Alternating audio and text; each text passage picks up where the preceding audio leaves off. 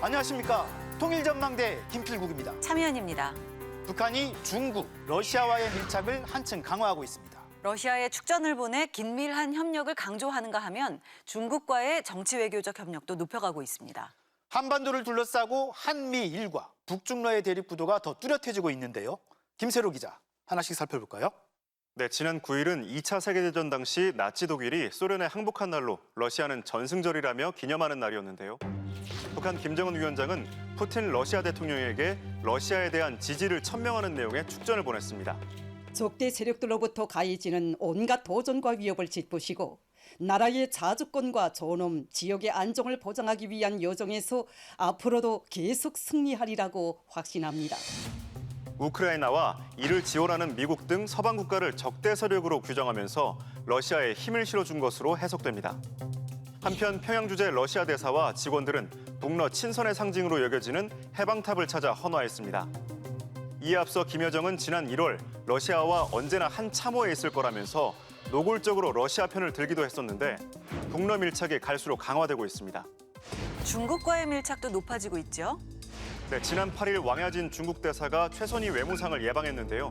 북한은 양국 친선을 더욱 발전시켜 나갈 거라 강조했습니다. 두 당 두 나라 수령들의 숭고한 의도를 받들어 전통적인 조정 친선 협조 관계를 더욱 승화 발전시켜 나가려는 최선희는 평양 외곽 고방산 초대소에서 왕 대사의 부임을 축하하는 환영 연회도 베풀고 나란히 낚시를 하는 등 왕야진을 극진하게 대접했습니다. 한미 정상회담이 이번 동맹 70주년을 마주해서 굉장히 밀접한 여러 가지 모습들을 보여줬는데 거기에 대응해서 중국과 북한도 못지않은 혈맹으로서의 우위를 보여주기 위한 의도적인 연출이다. 한미일 공조를 겨냥하는 중국의 견제도 계속되고 있는데요. 왕원빈 중국 외교부 대변인은 한미일 3국의 북한 미사일 정보 실시간 공유 추진에 대해 영내 긴장을 고조시키고 대립을 심화시킬 거라고 주장했습니다. 북중 경제 교류도 최근 활성화되고 있다면서요. 네, 올 1분기 북중 교역액은 4억 8,500만 달러로 코로나 발생 전인 2019년의 95% 수준까지 회복했는데요. 중국 단둥과 북한 신의주를 잇는 도로 운행이 조만간 재개될 거란 관측도 나옵니다. 아직도 그 육로 가는 거는 없어요. 2개월에는 3개월 뒤, 늦으면 내년 봄, 5월까지 연다고 그러더라고요. 무역하던 사람들이 그 인원을 충원하고 그리고 있단 말이에요. 홍콩 사우스차이나 모닝포스트는 이르면 다음 달 북한이 국경을 재개방하고 화물차 교역은 물론 관광객 등의 인적 왕래도 전면 재개할 거라 보도하기도 했습니다. 핵실험장에선 새로운 징후도 포착됐다죠. 네, 미국 전략국제문제연구소 산하 북한 전문 매체는 최근 풍계리 핵실험장 4번 갱도에서 새로운 활동이 관측됐다고 전했는데요. 위성 사진을 보면 갱도 입구로 이어지는 도로가 완공됐고 주변에 작은 건물 2채가 새로 생겼습니다. 하이노넨 전 국제원자력기구 사무차장은 핵탄두 다양화를 위한 추가 핵실험을 염두에 둔 거라 분석했는데요. 일각에선 기만술일 수 있다는 관측도 제기됐습니다. 이런 가운데 최근 북한 방송에선 한 병원과 의사들을 집중 조명하는 프로그램을 내보냈다고 합니다. 네, 방송도 선전선동의 일환인 북한에서 이런 프로그램을 내보낸 이유가 있을 텐데요. 어떤 의도일까요? 네, 옥류 아동병원 뇌신경외과 의사가 주인공으로 마치 의학 드라마처럼 편집해서 보도했는데요.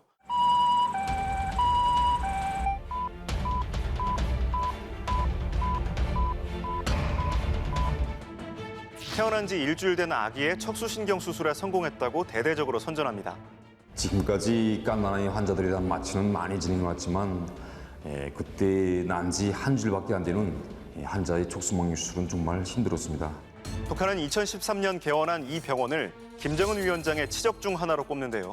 세계적 수준을 갖춘 병원이라고 강조하며 의미를 부각합니다.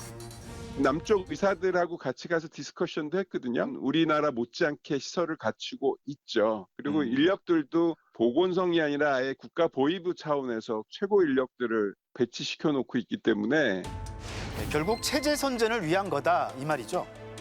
네, 프로그램 곳곳에서 무상 의료 체계를 선전하는 모습도 드러납니다. 선생님, 나 걷고 싶어요.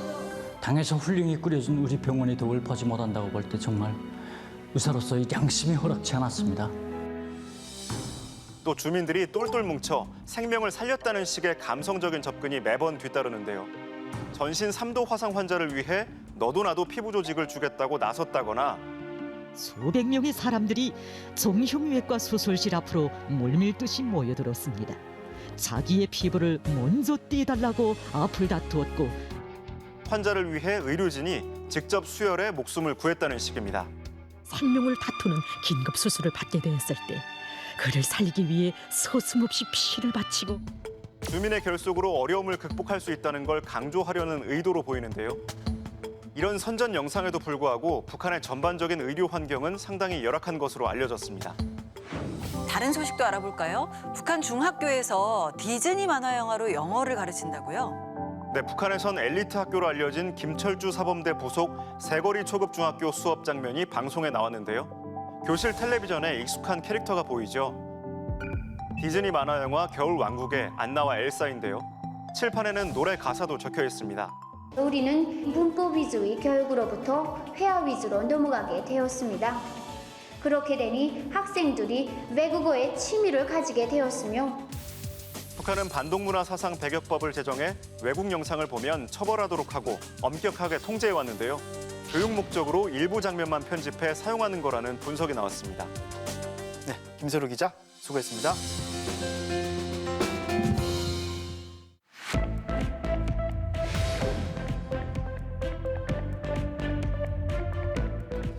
얼마 전 평양의 공장 근로자 수백 명이 농기계 부품을 갖고 농촌으로 향했습니다.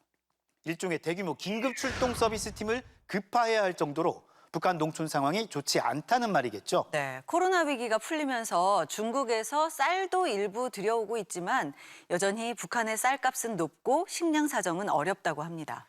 북한도 이제 막 모내기를 시작했다는데요. 올해 곡물 생산은 좀 나아질까요? 최유찬 기자가 분석해봤습니다. 남포시 강서구역 청산농장에서 8일 첫 모내기가 시작됐습니다. 선글라스와 마스크를 쓴 남녀 3명이 기계로 모를 심고 있습니다. 작년 이맘때는 극심한 가뭄 때문에 물이 보이지 않는 논에 모를 꽂아야 했지만 올해는 강수량도 물 온도도 모내기에 제법 적합합니다. 경제선동의 목소리가 울리니 알곡거지 점용을 손잡고 까불어 내세운 당의 의도에 맞게 농사를 과학적으로 알수 있게 해서 올해 기후의 대풍을 일으킬 결심입니다. 기상 여건이 작년보다 좋기 때문에 작황은 작년보다 기본적으로 좋아지지 않겠는가 이렇게 내다보고 있습니다. 하지만 올봄 북한의 식량 수급 상황은 매우 좋지 않습니다. 평양의 쌀 가격은 킬로그램당 5,500원, 작년보다는 300원, 2년 전보다는 1,500원 이상 급등했습니다. 곡물 생산이 필요량에 턱없이 부족한 데다가 지난해 양정법까지 개정해 개인이 시장에 곡물을 내다 팔지 못하도록 하면서 시장 쌀값이 치솟고 있는 겁니다. 또 식량 판매소를 통해서 국가가 식량을 공급을 할 때 부분적인 하락은 있지만 그러나 평균적으로는 평시보다 30-40% 높은 가격을 유지하고 있거든요. 이게 현재 북한의 식량 사정을 말해주는 거다. 지난해 북한이 생산한 곡물은 쌀 207만 톤, 옥수수 157만 톤 등 451만 톤. 한 해 필요량 550만 톤에 비하면 100만 톤 이상이 부족합니다. 대북 제재와 코로나 봉쇄가 지속되면서 전시 비축미까지 풀었기 때문에 고갈된 비축미를 다시 채워 넣으려면 올해는 더 많은 곡물을 생산해야 합니다. 1년 식량 생산량의 30%까지 이제 되죠. 올해 농사가 평년처럼 되면 완전히 해결되지는 않지만 그래도 저축을 안 한다고 보고 소비의 자원에 소비할 때 이제 배분을 어떻게 하는가에 따라서 북한은 농사가 점령해야 할 첫 번째 고지라면서 체제를 지키기 위해서는 나라의 쌀독을 채워야 한다고 목소리를 높이고 있습니다. 그나마 봄철 기후 조건이 나쁘지 않아 작년보다는 작황이 좋을 것으로 전망됩니다. 또 북한이 지속적으로 강하천 바닥을 준설하고 뚝을 보수하는가 하면 관계 배수시설을 정비해 어느 정도의 가뭄과 홍수에 대비하는 능력도 조금 개선되기는 했습니다. 가장 선차적으로 해야 되는 게 관계 배수다. 관계 배수를 우선적으로 정비하고 거기에 필요한 물들을 최대한 많이 확보를 해야 한다. 이게 지금 북한이 가지고 있는 목표죠. 하지만 비료, 농약, 농기계 등은 아직 턱없이 부족합니다. 비료는 품질이 좋지 않은 퇴비와 약간의 질소비료에 의존할 뿐 정작 열매를 맺는 데 필수적인 인비료가 충분치 않습니다. 순천 지역에 대규모 공장을 만들었어요. 인비료 공장이라고. 그게 준공은 했는데 3년 동안 이렇다 할 생산 소식이 없었어요. 만약에 질소비료가 계획대로 생산이 되고 인비료가 추가로 더 생산이 되면 올해 당장은 생산량에 크게 영향을 미치지는 않겠지만 장기적으로 보면 농업 생산량은 늘 수밖에 없다. 농기계 부족과 노후화 문제도 심각합니다. 400여 명의 농기계 수리 지원 조성원들이 출동 시가 농기계 부속품 존세를 조직 진행했습니다. 고장난 농기계들은 현장에서 즉시 수리해 주어 평양 시내 기계 분야 근로자 400여 명이 농기계 부속품을 들고 농촌으로 가서 직접 고장난 농기계를 수리해주는 출동 행사까지 열 정도입니다. 그 적기를 맞추는 게 가장 중요하거든요. 그걸 맞추려면 북한이 노동력을 대신을 할 수 있는 기계가 좀 풍족해야 되는데 지금 그 부분은 아직까지 좀 한계가 있지 않을까. 북한 당국과 농민의 노력에도 불구하고 곡물 생산이 크게 늘어나기는 어려운 형편입니다. 그래도 코로나 봉쇄가 해제되면서 중국으로부터 조금씩 곡물이 들어오면서 급한 불은 끄는 형국입니다. 북한이 올 들어 지난 3월까지 중국에서 들여온 쌀은 약 7만 6천 톤. 작년 1년 내내 수입한 쌀보다 많습니다. 쌀을 조금 더 수입을 한 건 맞는 것 같아요. 그래서 그 기조가 그대로 오히려 유지가 되면 앞으로 4월, 5월, 6월까지 계속 조금씩 부족한 것들을 수입은 할 수 있을 것 같아요. 최근 북한이 부쩍 중국, 러시아와 가까워지면서 두 나라가 북한에 어느 정도 식량을 지원하거나 수출할 가능성이 제기되지만 중국도 마냥 북한을 지원할 정도로 곡물 생산량이 넉넉지는 않습니다. 중국도 식량 부족 국가거든요. 그러니까 중국이 북한 문제를 해결해 줄 수 없고 단적으로 만일에 중국이 북한 문제를 해결해 줄 수 있다고 그러면 90년대 수십만 명 이상의 아사했던 문제가 발생하지는 않겠죠. 그러니까 중국도 해결하기 어렵다. 세계적으로도 우크라이나 전쟁 여파로 여전히 식량 가격이 높고 수출도 통제되고 있어서 북한이 국제시장에서 식량을 조달하기도 쉽지 않습니다. 일각에서는 북한이 계속되는 식량난과 경제난으로 주민들의 불안과 불만이 높아진다는 진단도 나옵니다. 대북 제재, 코로나19, 그다음에 양국 교통 정책, 알국 구조 변화 정책 이 네 가지가 복합적으로 작용을 해서 식량 위기가 왔기 때문에 지금 사실상 고난의 행군기에 준하는 상황으로 가고 있다. 북한은 쌀이 곧 사회주의라며 민심 위반을 막고 체제를 지탱하기 위해 농사에 총력을 쏟고 있습니다. 특별한 변수가 없다면 1990년대와 같은 최악의 식량난으로까지 번지지는 않겠지만 대형 태풍이나 홍수 등 재난이 닥친다면 그때는 심각한 위기에 직면할 가능성도 있습니다. 통일전망대 최유찬입니다.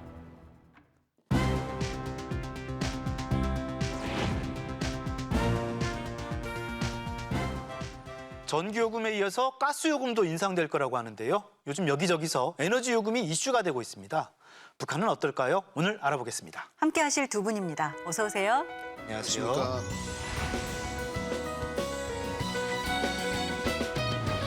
요즘 모였다 하면 전기요금 얘기하는 분들 많은데요. 어떠세요?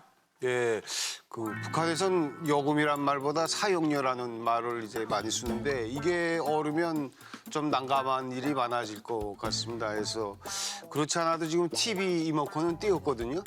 이 채널 돌리는데 집사람이 주장대로 해야 되거든요. 이제 전기 사용료 오르면 이제 에어컨은 그래도 내가 좀 가지고 추울 때마다 켰다 껐다 했는데 그거까지 띄울 것 같아서 좀 난감하다 그 TV 말입니다. 주도권을 줬다 이런 말씀이신 거군요. 네.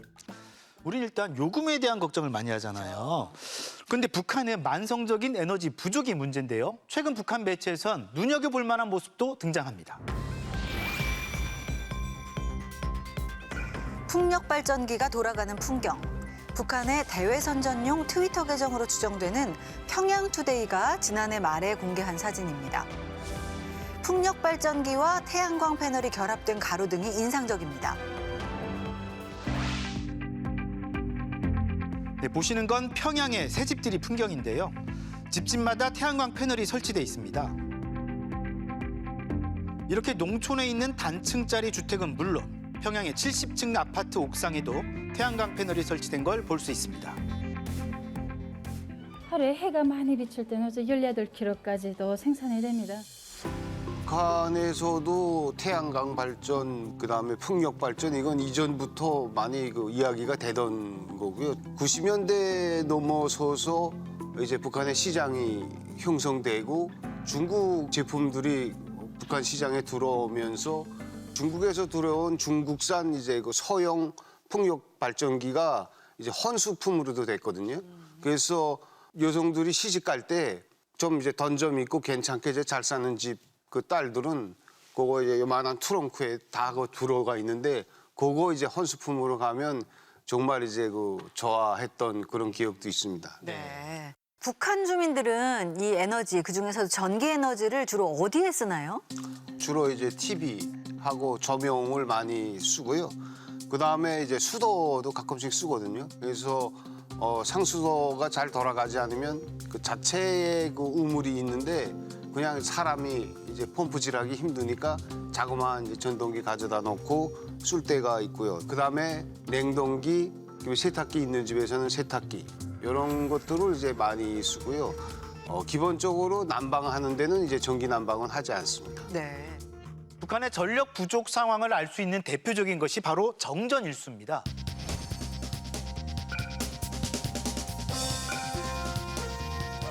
북한 관련 자료에 따르면 평양 등 도심에서도 정전 일수가 연간 119일 이상, 그리고 일평균 공급 시간도 대략 7시간 내외라고 보고되고 있는 상황입니다. 전력 공급의 만족도는 크게 전력 공급의 신뢰도, 즉 정전 일수와 전압과 주파수의 안정성과 같은 전기 품질에 달려져 있습니다. 정전 일수 외에도 북한 전력망의 가장 큰 문제점 중의 하나는 전기 품질입니다.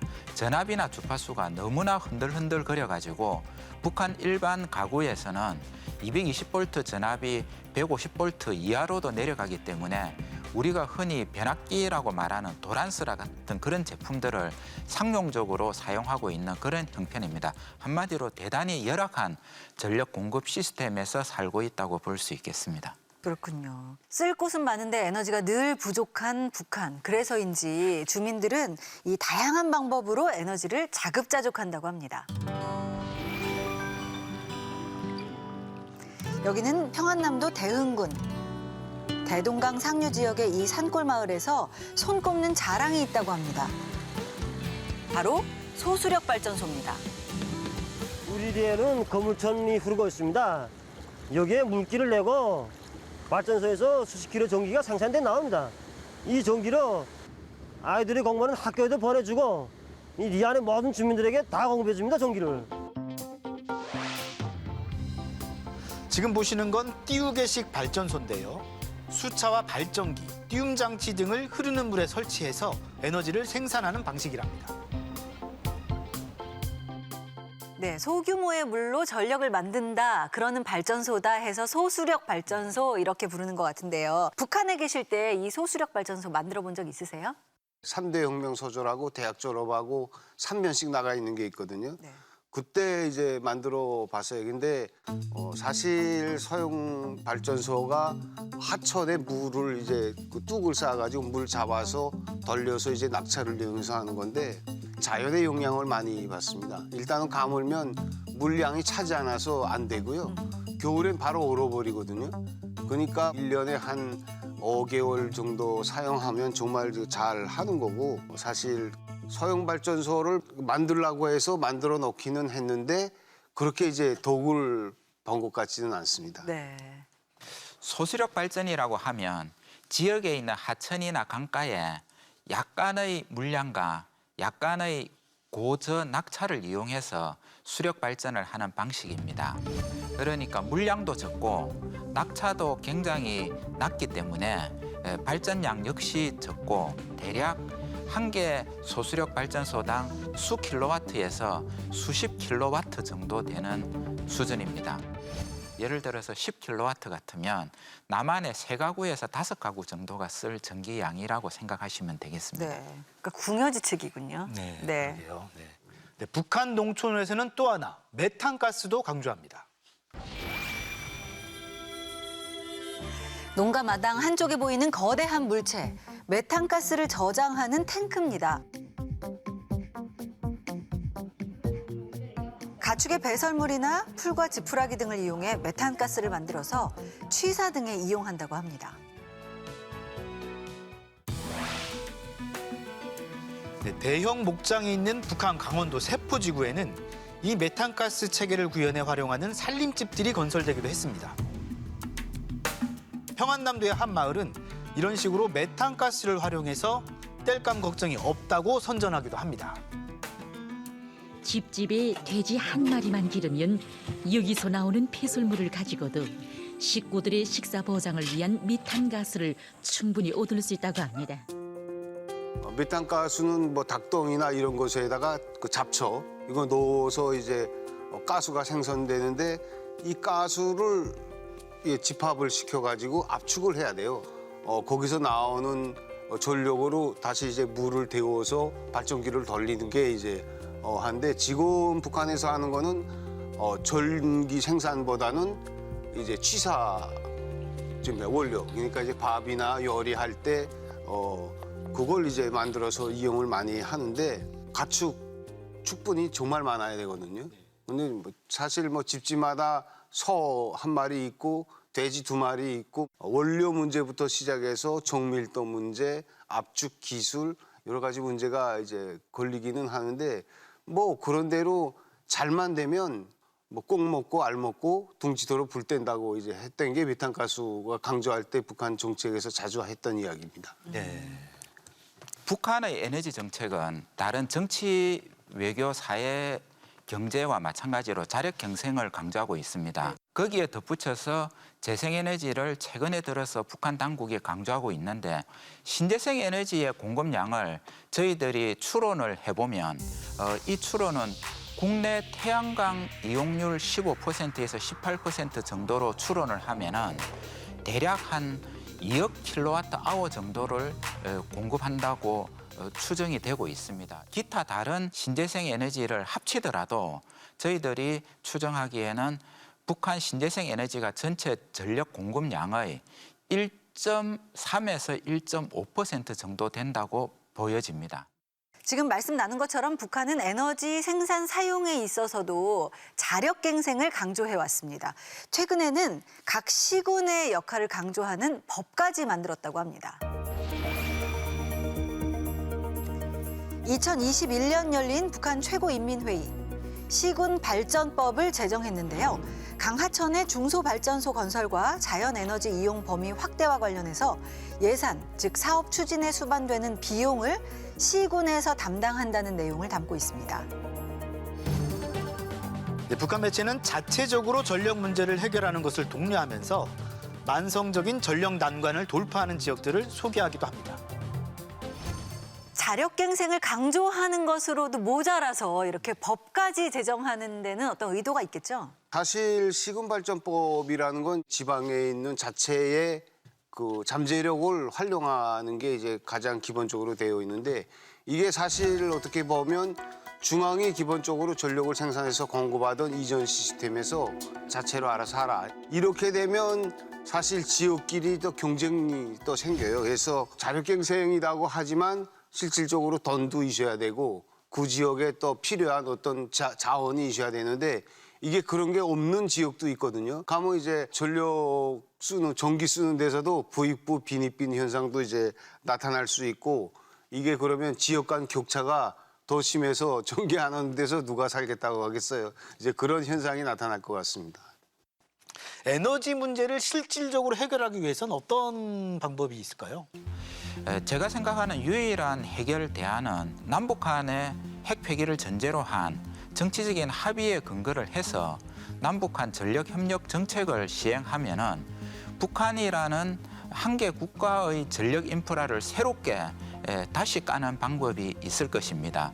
북한 입장에서는 전력 인프라가 새롭게 구축되면서 경제난을 극복할 수 있는 단초를 제공함과 동시에 남한 입장에서도 기업들에게 신규 수요를 창출시키게 되는 것입니다. 한마디로 얘기하면 남북한 모두의 윈윈 게임이 되지 않을까 하는 생각입니다. 남북한 에너지 협력이 반드시 필요한 이유이기도 합니다. 올여름은 예년보다 일찍 더워지고 더 길어질 것으로 전망된다고 하죠. 남북한 모두 걱정입니다. 네, 다음 시간엔 북한이 최근 들어 특히 강조하고 있는 태양광 에너지를 집중적으로 살펴보겠습니다. 오늘 도움 말씀 고맙습니다. 감사합니다.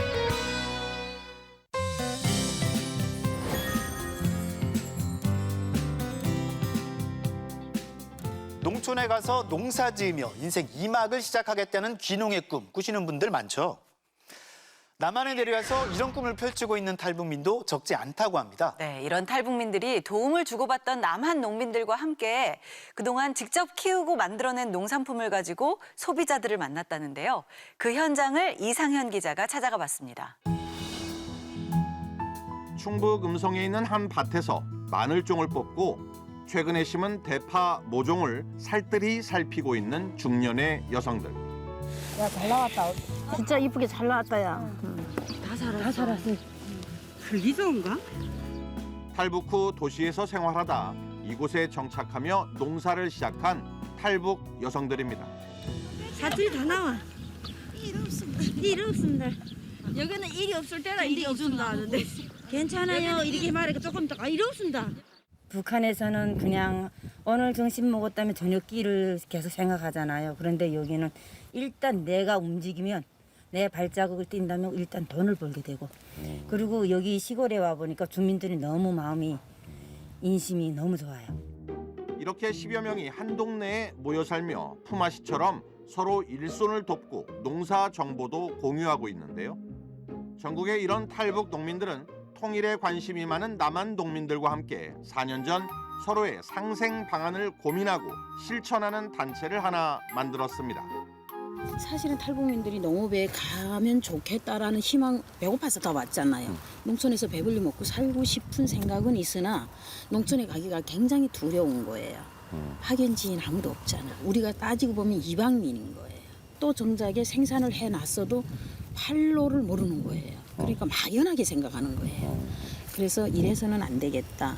농촌에 우리 탈북민들이 귀농귀촌을 해서 좀 더 이렇게 커가는 롤 모델들이 있었으면 좋겠다. 그러면 누가 키우냐? 우리가 서로 정보를 공유하면서 스스로가 커가자. 최근엔 대형마트에서 직접 소비자를 만나는 시도도 처음으로 해봤는데요. 남북한 출신 농민들이 이곳에서 처음으로 특별한 장터를 연다고 해서 찾아왔습니다. 직접 심고 재배한 작물들도 판매한다는데요. 그 특별한 매장으로 한번 찾아가 보겠습니다.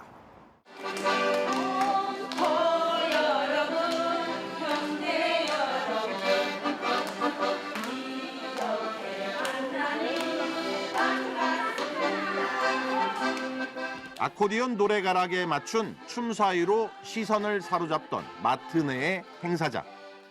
북에서 온 친구들 그리고 여기 남한의 분들도 함께 또 너무 중요한 행사를 또 한다고 하니까 다 우리가 제대로 대한민국에 정착해가는 하나의 가정이 아닐까요? 그래서 저는 또 그들을 대표해서 또 작은 힘이나마 보태려고 왔어요. 충북 음성 밭에서 막 뽑아온 마늘종이 우선 보였고요. 울산 앞바다에서 잡아온 가자미.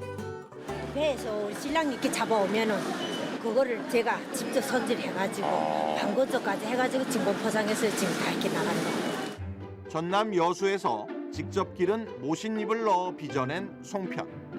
송편을 해먹는다면 처음 이렇게 잘 사는 집에서 해먹는다 이제 그런 정도. 여기에서 이제 그 그리움으로 해가지고 저도 여기에 쉽게 도전했던 것 같아요. 광주에서 쌀과 밀로 만든 추억의 과자.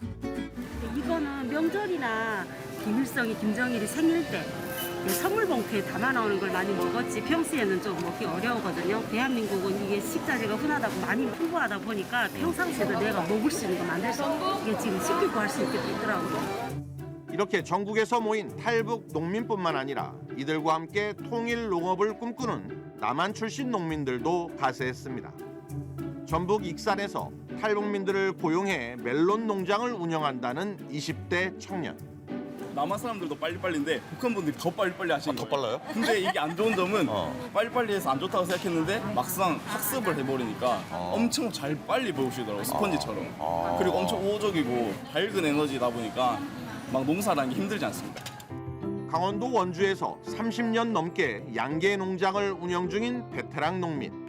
이분들이 생각보다 너무 생활이 강하시고 진짜 배울 점이 많아요. 똑똑하시고 하물까지 제품 만들어갖고 오신 거 보면은 너무 잘 만들어갖고 오셨어요. 특히 농산물 가공업은 귀농 탈북민들에겐 새로운 활로가 되고 있다고 합니다. 여기서 오신 분들은 가공을 모르세요. 네. 2차 농산물만 해요. 그래서 감도 그냥 가공해서 먹는다는 걸 상상을 못 하시더라고요. 그런데 이제 가공에 대해서 이제 오신 분들도 좀 눈에 띄신 거죠. 지금 이렇게 보면은 가공 제품도 하나같이 뛰어나잖아요. 그래서 서로가 멘토 역할을 하고 있어요. 처음으로 소비자들과 직접 만나본 탈북 농업인들. 북한에 있으신 분들이 굉장히 생활력도 강하시고 농사에 관련된 의욕적인 것도 많거든요. 단지 이제 소비자가 원하는 것들 잘 몰라서 이번에 해보니까 그런 것들을 많이 발견하고 어떻게 준비해야 되고 식품 안전을 어떻게 해야 되고 상품을 어떻게 해야 되는지 이번에 많이 배웠습니다. 이들 곁에선 각지에서 올라온 남한의 농민들이 함께했고 남북의 농민들은 농업으로 남북을 잇겠다는 당찬 포부와 함께 오늘도 한반도의 논밭을 힘차게 일구고 있습니다. 통일전망대 이상현입니다.